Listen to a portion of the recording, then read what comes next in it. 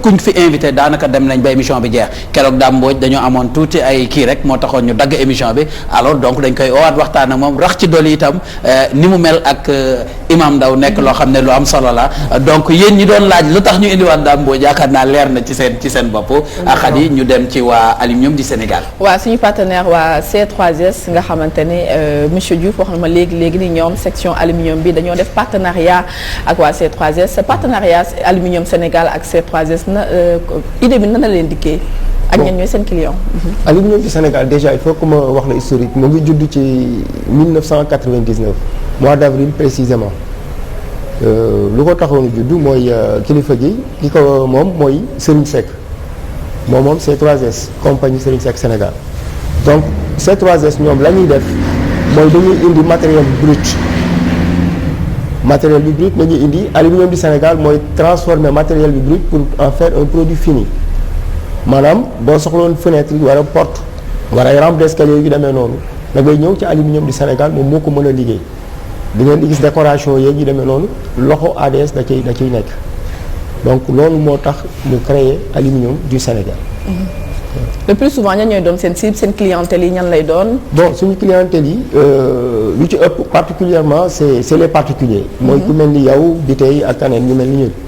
sinon bu wel ñooñu weesoo am na organisme yi am na l'État am na les ambassades am na des multinationales des ONG jumaa yi sax ñu demee ni maam jumaa yi dañuy solliciter jumaay Touba liggéey nañ fa ba tey jii nii sax am na benn équipe bu fa déplacé woon pour defar entretien yi yenn porte yi ak rampe d'escalier yu jëm ci jumaa ji voilà ñu mel noonu daal dinañu am ak aussi yeneen comment dirais-je ay yu mel ni ay xabur ay mausolée am na ay kilifa diine yu nga xam ne du ma tudd seen tur mais seen mausolée ñun ñoo ko liggéey donc aluminium ak inox yemul ci kër kase mën nga ci def lu ne dinañ ci liggéey sax ay bureau table de bureau mobilier de bureau salon comme ni ngeen di toogee nii salon tout lépp mën na ci nekk aluminium ak inox. d'accord voilà. produit fii ngeen rek ngeen di jaayee Sénégal wala est-ce que da ngeen di def exportation di ngeen ko yóbbu bitim réew wala sous-région bi ay Malek ñoom Côte d'Ivoire. voilà yenn saa il nous arrive ñu dem ci sous-région bi lu demee ni Gambie dinañ fa dem très souvent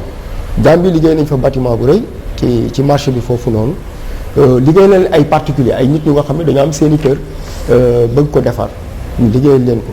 sinon am na tamit dans la sous-région ñu nga xam ne dañuy ñëw am seen i kër ñëw ñu liggéeyal leen ñu def ko ci conteneur yóbbu ko exporté ko seen i dëkk ba Île Maurice am nañ fa client voilà nga xam ne dañ ko ñëw def ko ci conteneur après dem posé ji ko Congo République démocratique du Congo Côte d'Ivoire aussi nous est arrivé ñu am ko aluminium nekk beneen style ci menuiserie même su fekkee ni ñi métal la ñu utiliser ñii di utiliser bois est-ce que dafa am fi benn section boo xamante da ngeen di former ndaw yi voilà comme métier bu nekk rek dafa laaj formation muy journalisme muy loo mënti gis rek dafa am formation am na ñu nga xam ne dañu am don de soi ñi nga xam ne moom lu ñu gis rek mën ko mais du tee jàng bi dafa am solo ba tax na boo demee ci yenn écoles yi ñu ngi commencé di jàngal nit ñi ay métiers.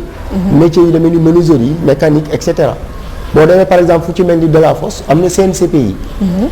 CNCPI moo ngi logé au sein du lycée Delafosse lycée technique boo demee foofu ñoo ngi jàngal xale yi ay métiers de la menuiserie yu commencé par xale yu am niveau 4e secondaire donc ñu mel noonu dafay baax ñu jàngal leen métier bi parce que loo xam-xam boo jàngul métier bi am na fu nga xam ne boo fa àggee xam-xam lay indi nekkatul volonté xam-xam mooy ñëw taxaw. d'accord kon ñi ngeen formé pare ñoom ngeen di recruter da ngeen dem ci école aussi. voilà ñu recruter aussi il faut que ñu leen di former am na ñoo xam ne dañuy am formation mais loo am formation tamit mooy li ñuy jógee université rek.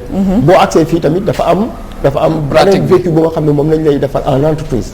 donc loolu aussi tamit ouvrier bu ci ñëw dinañ la ko defal en entreprise. ba nga xam ne da ngay opérationnel. kon da ngay gën a ñaax ndaw yi daal ñu gën a formé wu. pour mën a dugg ci métier bi exactement métier bi nekkul métier bu nga xam ne lu ci ëpp moo doon nit ñi dañuy dem jàng nga dem ba CM2 war a mooy que ça sax ñu kii la amuloo leef nga ne da ngay dem defi menuiserie amuloo fooy dem quoi nga ne ci mais da ngay boo ko bëggee def da nga ci teel a jublu jàng ko xam ko mën ko di ko dérouler ko mu nga mën ko def. waaw gis nañu aussi li nga xam ne mooy aluminium dafa nekk secteur boo xamante ne dafa moderne. nekk secteur boo xam tout le temps rek innovation technologie bi dugg ci bu baax a baax est-ce que volet boobu yéen a ko jël en compte. exactement pour nekk à la pointe aussi pour mën a nekk à la page. exactement d'ailleurs amoon ay images yu nga xam ne yu illustratives yu nga xam ne buñ ko mënoon a passé. ñu mi ngi nii di jàll voilà exactement voilà boo xoolee lii ay bains vitrés li ñëpp a ko mën a def. mais sinon am na yeneen xeetu liggéey ci aluminium yu nga xam ne lii voilà kii façade la avec nañ tudd des brise soleil des lampes en brise soleil pour nëbb naaj bi war a lii propriétaire bi dafa bëggoon clim yi ñuy def ci kii bi mu mën ko nëbb nga xam ne doo mën a polluer vue bi. ok donc gisoo ko c'est tellement joli et en plus dina nëbb clim yi ñuy taf ci façade kër yi ak immeuble bi. am na yu bëri mel ni yu nga xam ne aluminium gis nga ko table de bureau yi ma doon wax sànq. moo nekk nii. xam nga lu ñuy wax consommer local bi. donc voilà meubles yooyu ñuy jël di importer Chine ak yu demee noonu lii mën na ko remplacer. c'est des meubles yu nga xam ne nit mën na ko yare ci bureau dem ba retraité bàyyi ko fa te du changer. du yàqu du def dara. lii ay cabine de douche la. voilà cabine de douche aussi dañuy jël vitrage def ci ay cabines et cetera lu ñu mën a liggéey. vraiment bëri na top lu jëm ci inox yi ay cloisonnement de bureau la ci suuf sànq ba ma ñëwee gis naa seen cloison yi. voilà xeet bi la. administration bi surtout war a yenn banques yi ak et cetera dinañ ko di soxla ak le privé. gisoo ko moo nekk nii ba léegi. d'accord. da ngeen utiliser 3D ci seen liggéey. voilà dañuy def nii aussi tamit ay cuisine. cuisine voilà avec de l'aluminium on fait les cuisines. cuisine yu mel nii voilà kii boo gisee ñu bëri dañuy defee ne dañ koy importer mais c'est fait localement. ok avec des machines et cetera. très joli. dafa bëggoon a laaj rek. sànq dafa wax bu métti ji waxam. ne malgré contexte Covid bi ak crise économique bi tout aluminium du Sénégal amul licenciement. amul dara secret bi mooy lan. parce que j'imagine que demande bi wàññeeku woon na souvent day répercuté wu ci emploi yi mais yéen ngeen ne loolu dalu leen lan mooy secret bi. bon moi par contre là dama leen di pour man je crois pas que demande bi wàññeeku parce que. en fait 2020 boo ko xoolee nit ñi pratiquement ñëpp ngi woon seen kër boo toogee sa kër. boo xoolee sa kër ba mu yàgg tu as envie de changer gis ne daa lii kat doxul ak et cetera ni nga ma changer ko peut-être que loolu mën na ci nekk lu nga xam ne favoriser na ko.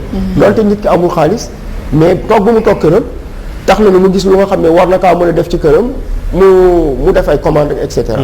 mais franchement alhamdulilah ñoo ngi. sant yàlla mais 2020 bi quand même yëguñu quand même crise bi noonu loolu. su côté menuiserie bi ñun bu ñu nekk. d'accord lan nga gisee seen secteur bi ngeen di liggéey évolution bi d'ici quelques années.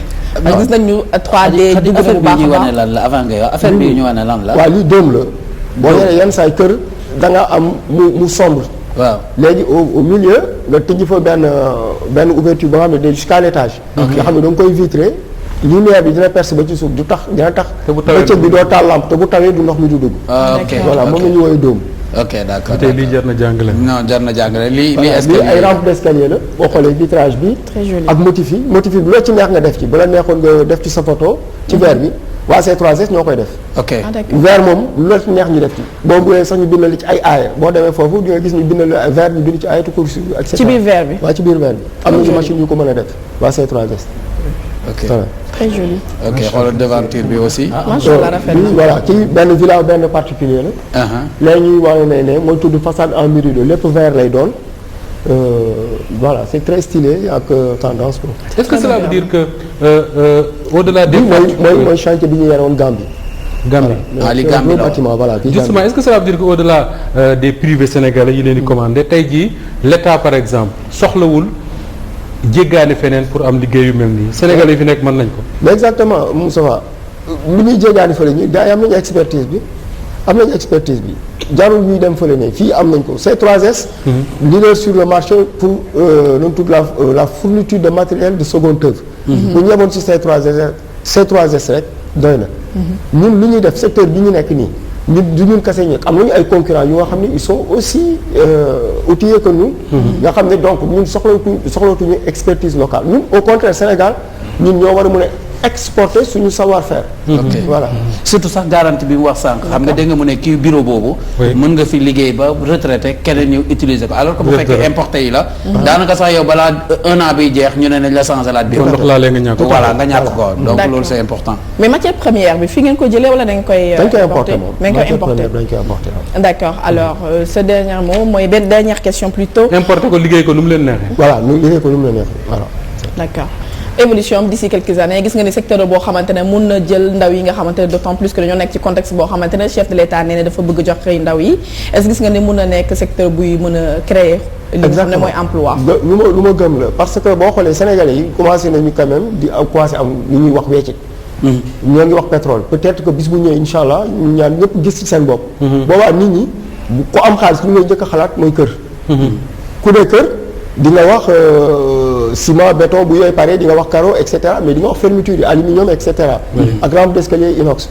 donc dafa nekk métier bu nga xam ne tey jeunes yi war nañ ko mën a def. pour ndax xalaat ci ne ëllëg dina mën a baax ko. d'accord ce dernier mot monsieur Diouf. bon di leen sant bu baax a baax di ci invitation bi. di sant samay collaborateurs yi. ak suñu clients yi. ak suñu kilifa muy Serigne Seck. ndeysaan ñun tam lay remercier bu baax.